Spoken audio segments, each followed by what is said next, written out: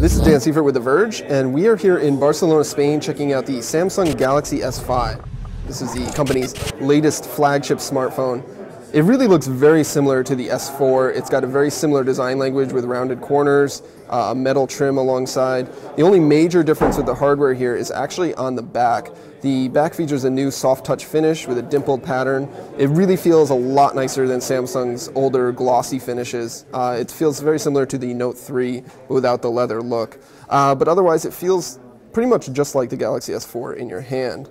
Hardware-wise, it's a little bit different. It's got a 5.1-inch display.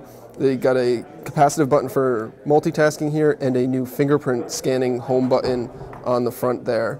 On the back, it's got a 16-megapixel camera, an LED flash, and a new heart rate sensor that uses your fingertip to measure your heart rate. You can still take the back cover off to access the battery, your SIM card slot. It's got a micro SD card slot as well. 2800 milliamp hour battery that Samsung says gives 20% better battery life than the Galaxy S4.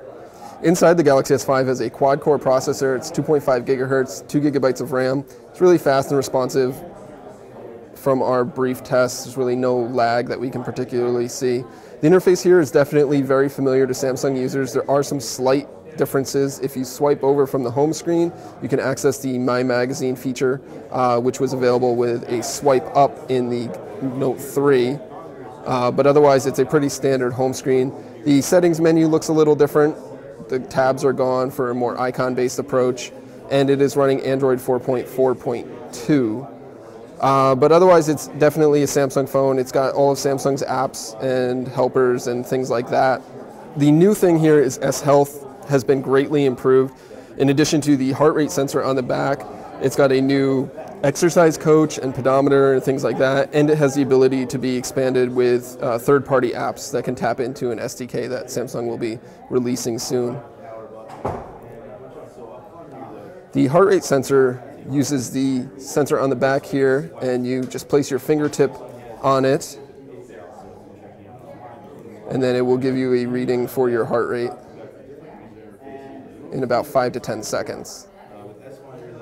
You can see my heart rate there. Samsung's going to be releasing the Galaxy S5 in a variety of different colored backs. There's blue, black, gold, and white. Depending on which market they're going to release, depends on which color will be available. Initially in the United States, we're going to see the black and white models. Samsung doesn't have a pricing announced for the Galaxy S5, but it says that we should expect it to see it on shelves in April.